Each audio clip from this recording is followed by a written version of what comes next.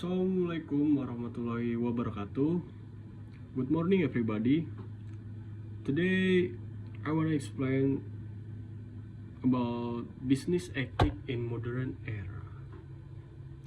Before I explain the material and my material, please let me introduce myself. My full name is Wijar Ahmad Dimazio. My address is Wijar and my class from accounting 25A.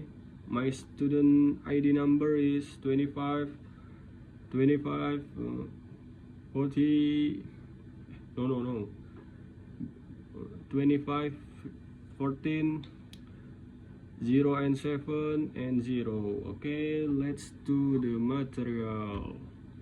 And the main of tema is building success on a foundation of integrity. First material, the why. So apakah bisnis is talking about taking profit?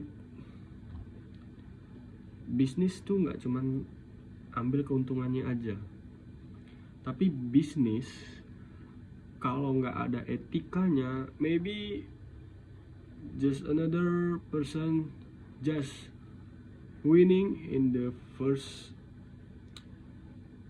game. But business with ethic will sustainable in many threat to tone up the business. Next, what is business ethic? Jadi kenapa sih kita harus, apa sih bisnis etika bisnis itu? Oke, jadi etika bisnis itu adalah standar moral yang kita terapin dalam kebijakan, institusi atau perilaku kita dalam berbisnis. Kata utamanya adalah, pertama, kejujuran. We say about the right in promotion in laporan. Jadi kejujuran itu kita berbicara tentang kebenaran kita mengenalkan atau mempromosikan barang atau jasa dan juga melaporkannya secara jujur supaya orang atau consumer or klien bisa nangkep kalau kita itu yang berintegritas orangnya. Ngomongin integritas, dalam etika bisnis juga ada integritas. Integritas adalah konsistensi antara tindakan dan nilai. Apa yang kita lakuin itu harus mengandung nilainya dan ada nilainya, nilai tersendiri yang dinilai oleh klien tersebut, klien kita atau konsumen kita. Supaya apa? Menjaga loyalitas. Ngomongin soal loyalitas, kita bangun kepercayaan, building of trust, of loyalty. Kepercayaan pemangku kepentingan atau stakeholders, supaya bisnis usaha yang kita tanamkan pada mereka bisa berjalan dengan aman seiringnya waktu dan berjalan dengan lancar. Mereka juga nyaman bekerja sama dengan kita karena kita bisa berbagi dengan adil. Ngomongin soal adil nih, kita tuh memberikan hak yang sama juga. Dalam etika bisnis itu ada adil. Jadi kita kita kasih hak yang sama bagi mitra kita atau karyawan kita sendiri. Ketika kita sedang profit atau ngambil laba yang cukup besar, kita kasih karyawan kita itu bonus supaya mereka semangat lagi kerjanya, karena mereka nanamkan loyalitasnya pada kita. Bekerja 24 hour for 1 week, capek loh itu. Dan pada mitra kita, mereka melihat kita tuh perusahaan atau sebuah usaha yang yang bersih gitu, yang gak ada skandalnya lah. Kita nggak toxic bisnis begitu. Oke, next material is why is ethic important, dan real benefit, keuntungan yang benar, manfaat internalnya tuh. The first is meningkatkan motivasi karyawan. Ketika employee bekerja sama atau bekerja dengan kita,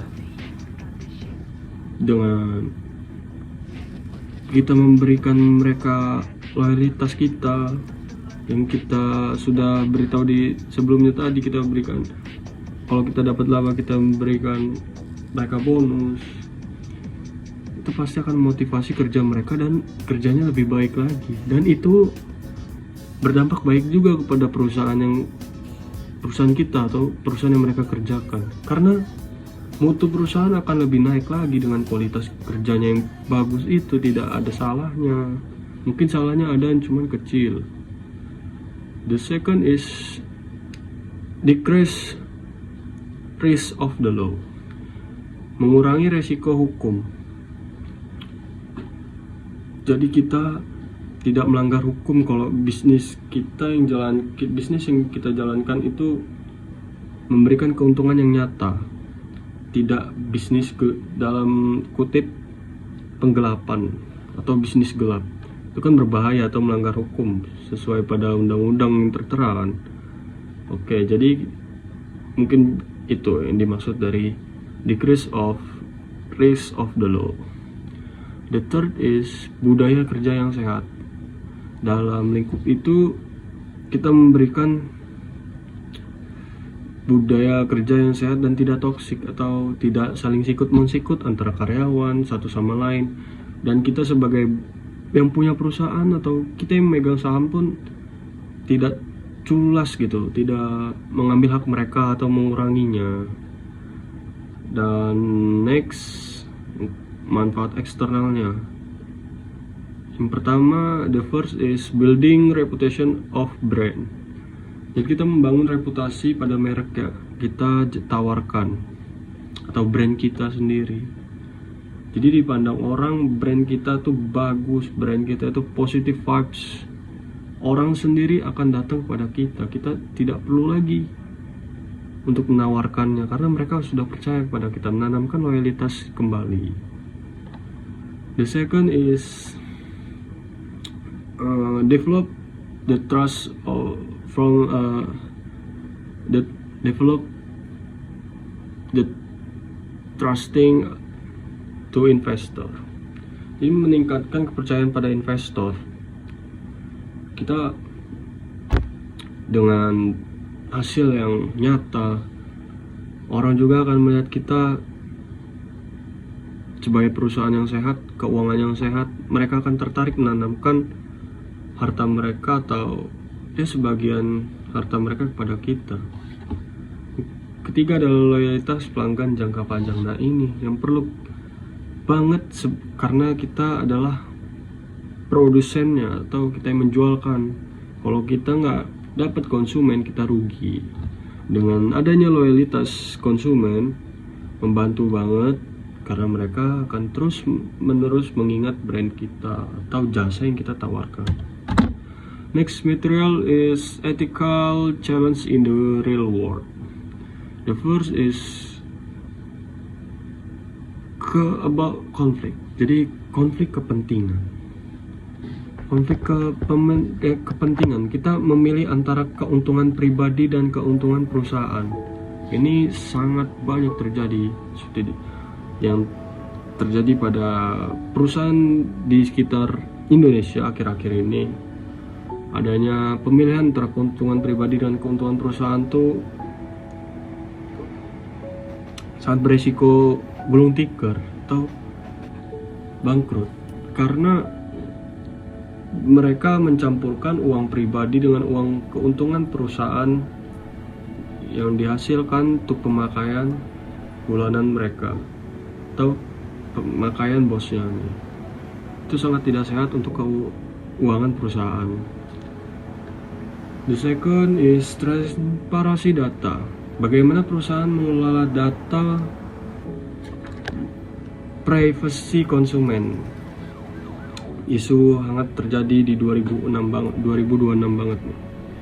Ketika data itu bocor, itu tidak baik bagi internal perusahaan karena akan banyak halayak atau orang-orang yang ingin menggeser kita di dunia bisnis ini. Karena dunia bisnis ini sangat kejam kalau kita melakukan kesalahan seperti penggelapan tadi.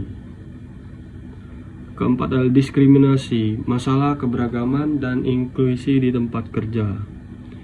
Kita bekerja, banyak bertemu rekan dari budayanya kita yang berbeda, dengan asal kita yang berbeda, asal suku kita berbeda, tetapi kita menyatukan visi misi di perusahaan tersebut. Jadi kita bisa bekerja sama sebagai karyawan, bisa bekerja sama dengan baik dan menghasilkan kinerja yang baik untuk perusahaan untuk meningkatkan mutu company. Terakhir, greenwashing atau mengklaim ramah lingkungan padahal hanya strategi pemasaran, itu juga tidak baik. Karena sebagai kasus, we are about every mall in the Bandar Lampung. Itu kan limbahnya keluar dan bau sekali. Tapi kita bilang di dalam mallnya bersih. Tetapi dampaknya limbah yang dikeluarkan tuh kayak sampah-sampahnya di sungai itu tercemar, dan bagi penduduk sekitar sungai, bantaran sungai itu bau. Atau sungai di atas sungai yang di bawah jalan pun ketika pengendara lewat mencium tuh sangat bau, dan itu tidak bagus. The next material is finish. The material is conclusion. In business ethic doesn't about beban biaya, melainkan investasi. Integritas adalah aset yang paling sulit dibangun karena paling mudah dihancurkan. Kita menanamkan kepercayaan pada orang tuh sangat sulit. Jadi kalau kita salah sedikit, pasti orang akan menilai jelek untuk kedepannya. Closing statement. Keuntungan bersifat sementara, reputasi bersifat selamanya. Oke, thank you for enthusiastic to listening my material, listening my explain about my presentation. And that's all for me. Swijar Ahmad Dimazio undur diri. Assalamualaikum warahmatullahi wabarakatuh.